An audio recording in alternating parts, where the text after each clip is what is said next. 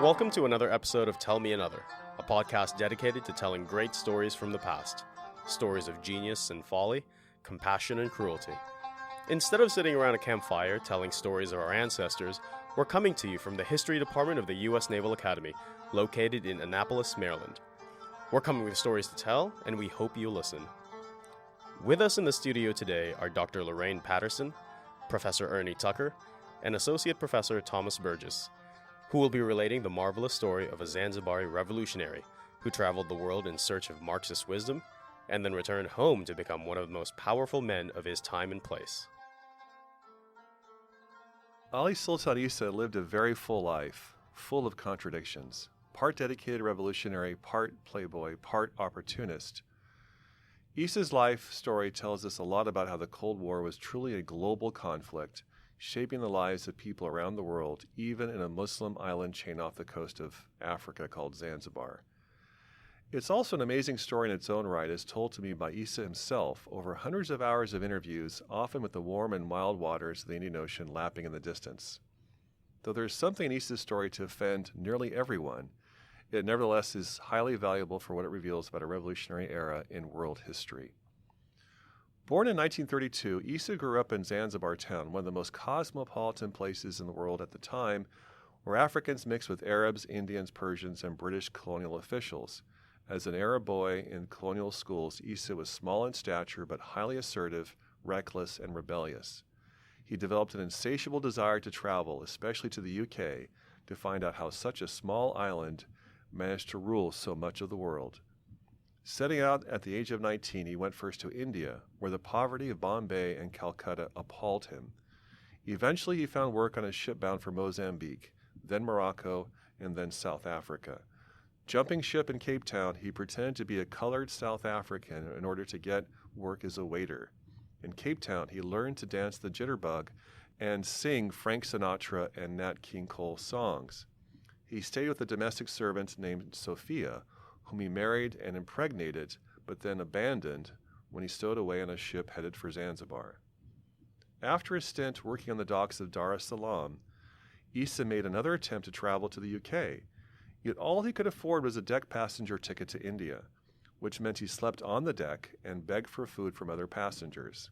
From Bombay, he traveled for free on the tops of trains all the way to Bangladesh, where he found another ship in need of crew.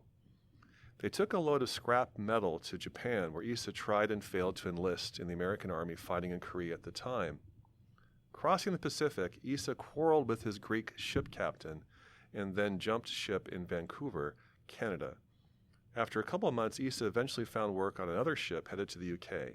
He showed up in August 1953 and immediately got in touch with Zanzibaris working and studying in London. Since boyhood, Issa had rebelled against Muslim social conventions by sneaking out of his boarding school in the middle of the night to go dancing, drinking, and seducing. By the time he arrived in London, he'd become a firm opponent of colonialism. As he mixed with other Zanzibaris in London, their conversations frequently turned to politics. It took only a few months for him to experience a complete revolution in his thinking.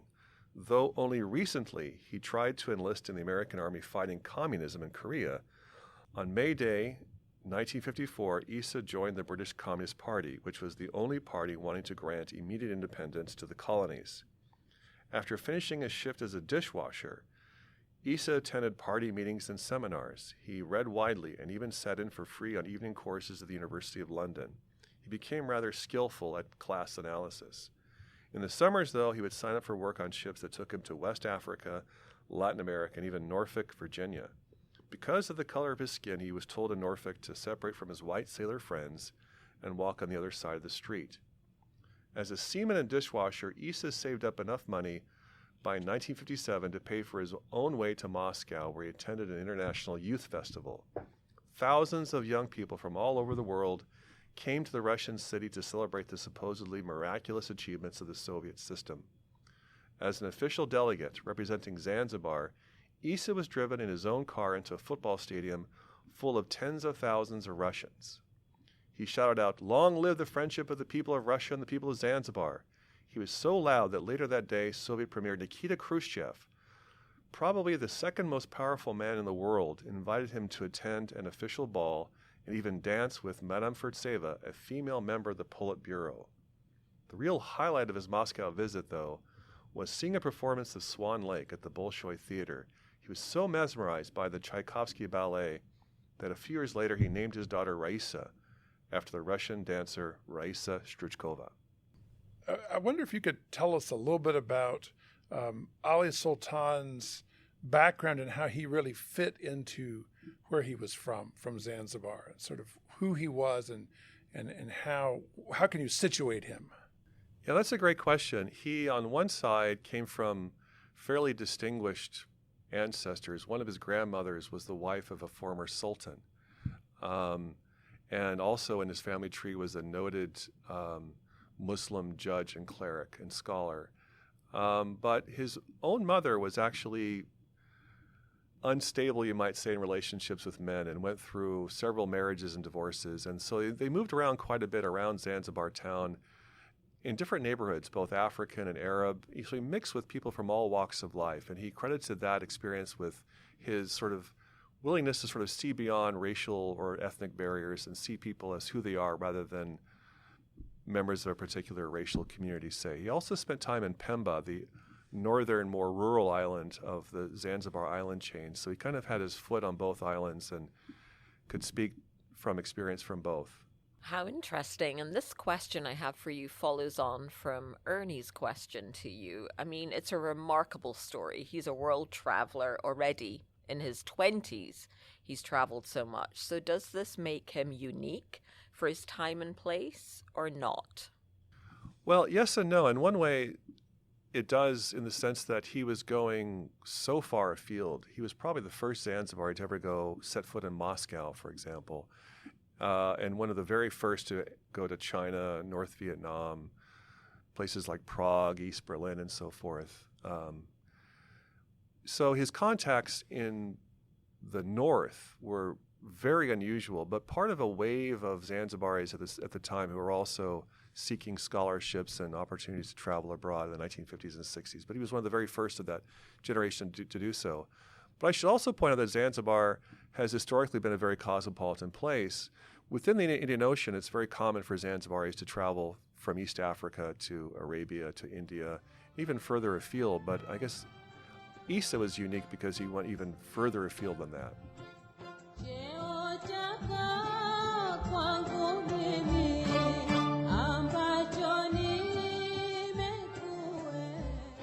When Issa returned home in 1958, Zanzibar was in the midst of a partisan struggle that would ultimately lead to extreme violence and full-scale revolution. Issa jumped into the struggle with both feet, joining the Zanzibar Nationalist Party, or ZNP, which demanded immediate independence from the British. The ZNP was a big tent. It included socialists like Issa, but also wealthy Arab planters who controlled much of the land and produced Zanzibar's most lucrative export crop, cloves, which gave Zanzibar its nickname, the Spice Island. But Arabs were a minority of under 20% of the population. Most Zanzibaris were of at least partial African descent, yet were divided in their political loyalties. Most supported the Afro-Shirazi Party, or ASP, which claimed that if the ZNP gained power after the inevitable British withdrawal, they would try and reimpose slavery. Zanzibar, after all, had been the center of the brutal and notorious East African slave trade until the British abolished it and slavery itself by the turn of the 20th century. In ASP speeches, a frequent tactic was to vividly recount the past sufferings of African slaves and threaten that if the ASP did not win power, the islands would go back to the horrible way things were before. As a socialist, Issa detested racial politics. He had also felt sympathy for the island's poor African majority.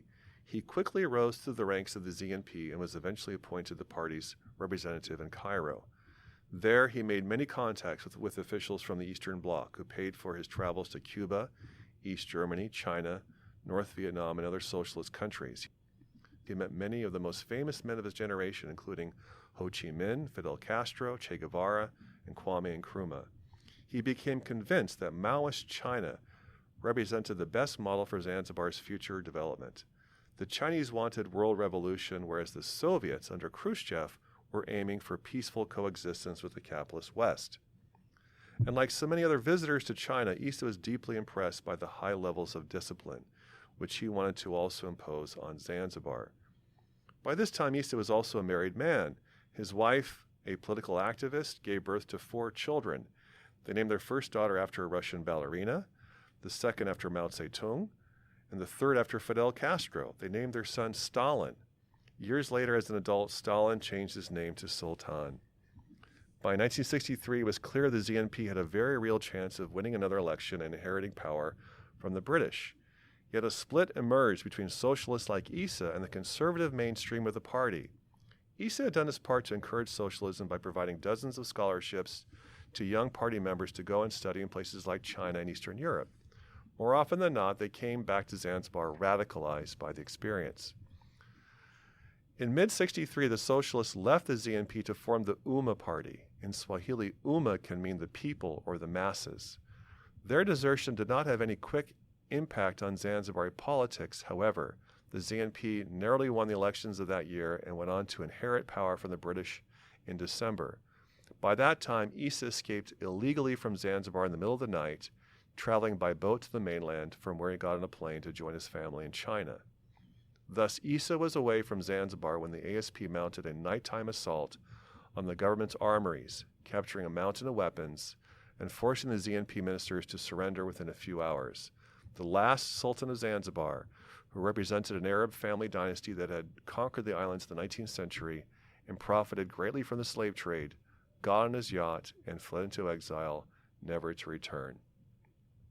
Issa was also away when members of the ASP, now armed and dangerous, took their vengeance upon Zanzibar's Arab population. In the most lethal outbreak of anti-Arab violence in post-colonial Africa's history, thousands died, and thousands more were raped, plundered, arrested, and sent on ships into immediate and involuntary exile. Issa's own uncle was killed in the violence.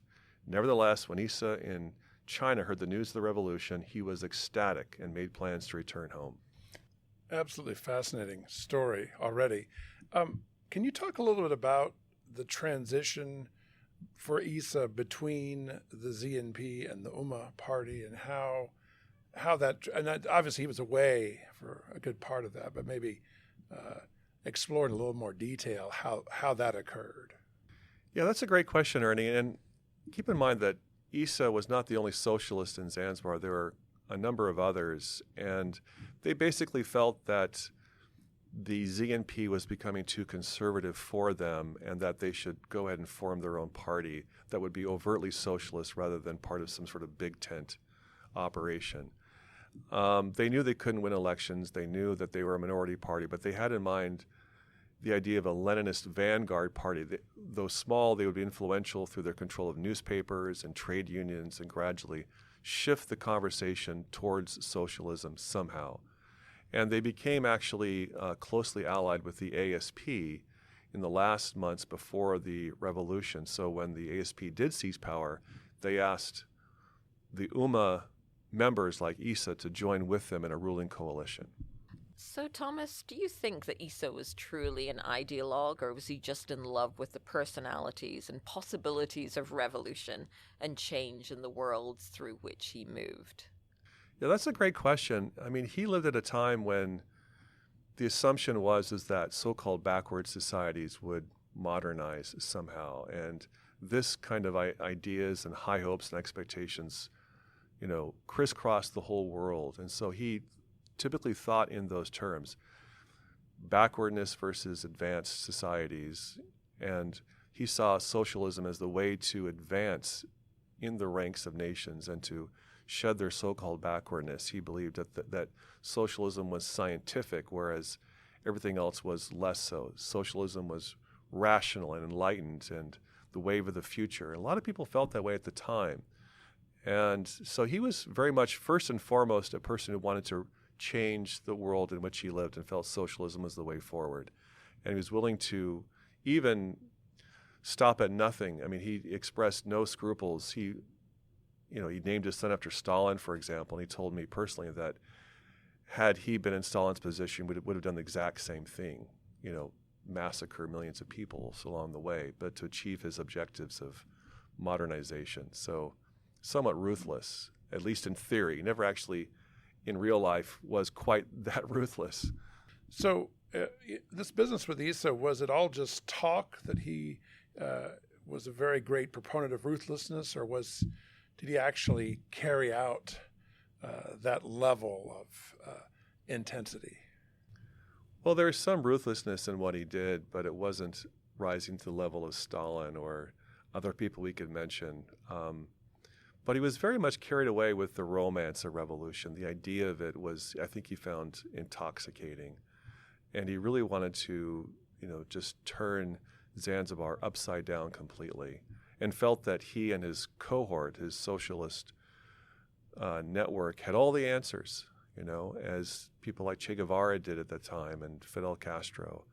So that kind of confidence now in the 21st century might seem rather quaint, but that was the feeling of the time, that they had all the answers.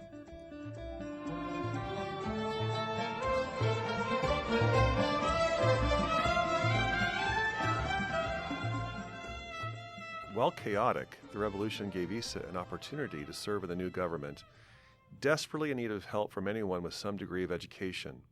Though he was an Arab, and Arabs were generally decreed the enemy, the new president and chairman of the ASP, Abeid Karume, appointed him a district officer in the island of Pemba.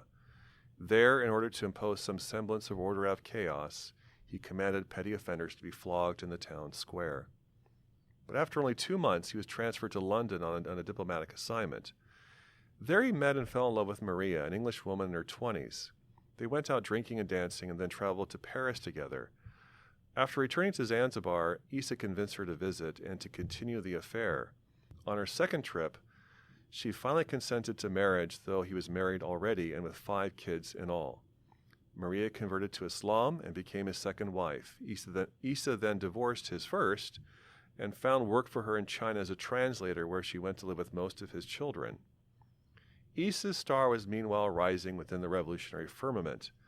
Not long after his first wife's father was executed by the new regime as an alleged conspirator, Issa was put in charge of confiscating the homes of hundreds of Arabs and Asians, especially in Zanzibar town. Some had already died or fled the islands. Those who remained saw much of their life savings confiscated by the state. This was part of a general campaign to transfer Arab and Asian wealth to members of the African majority.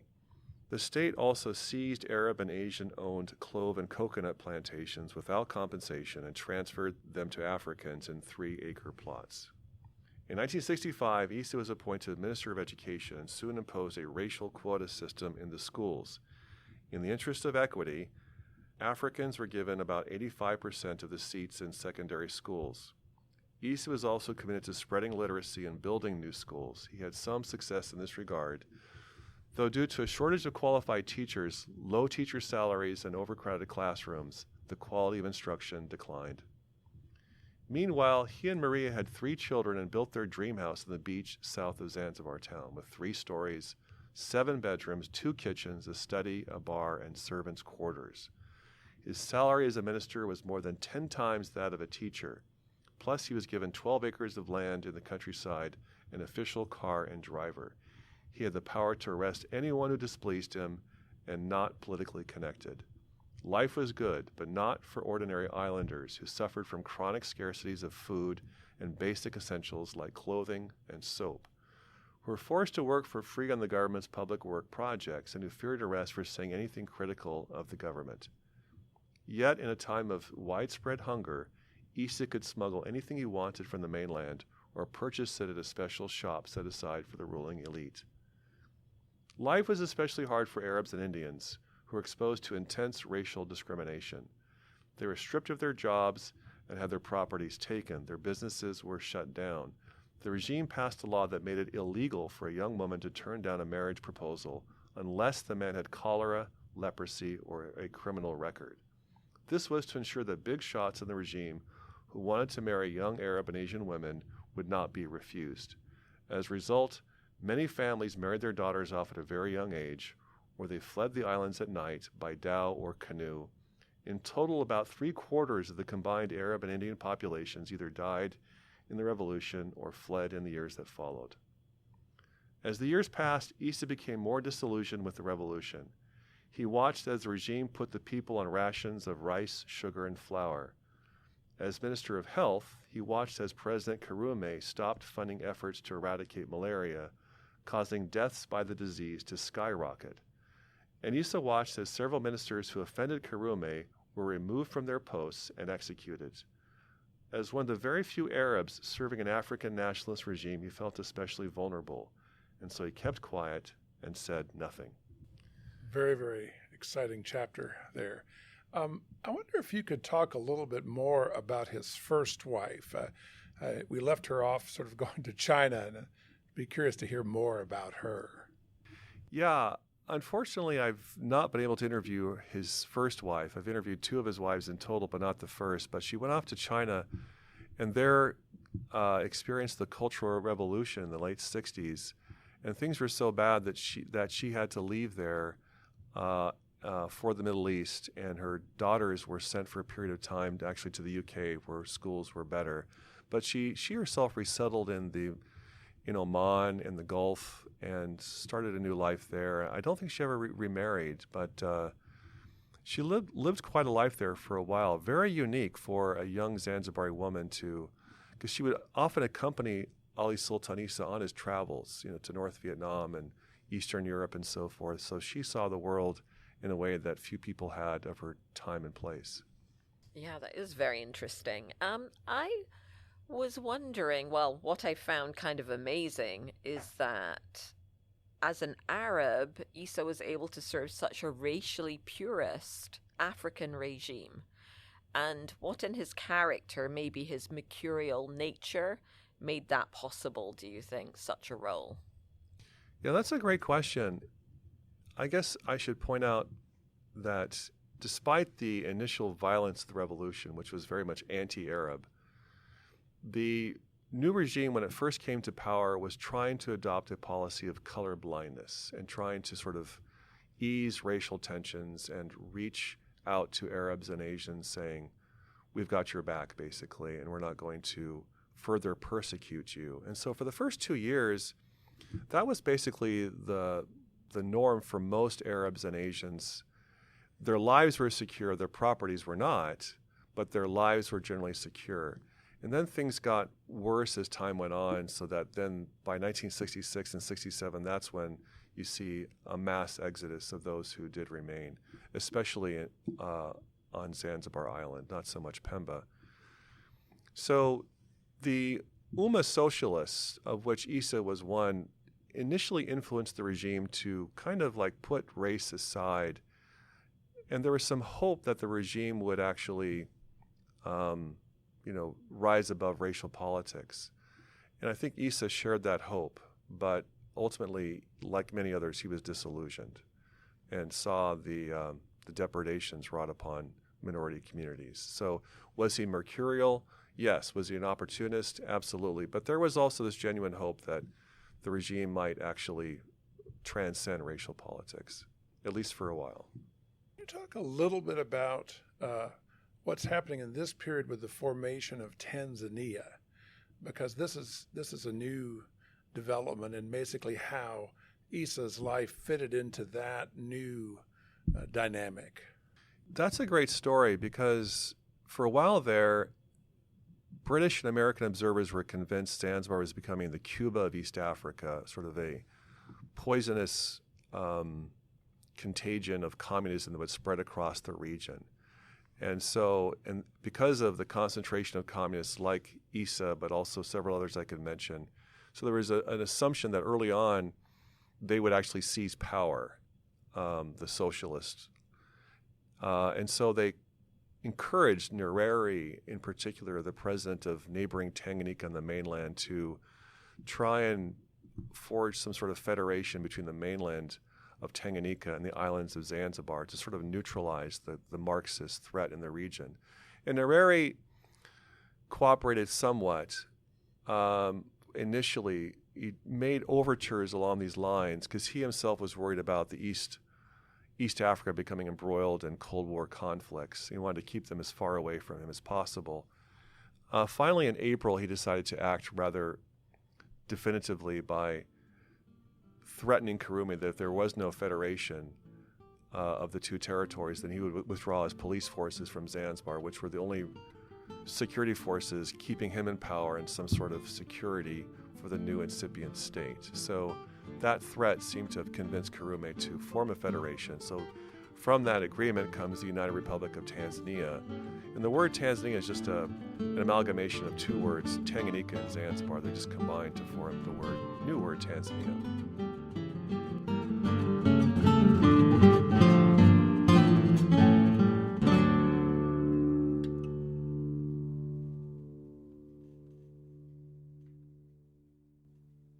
This has been a production of the History Department at the U.S. Naval Academy, located in Annapolis, Maryland. If you enjoy our programs, please let us know, as we'd love to hear your thoughts.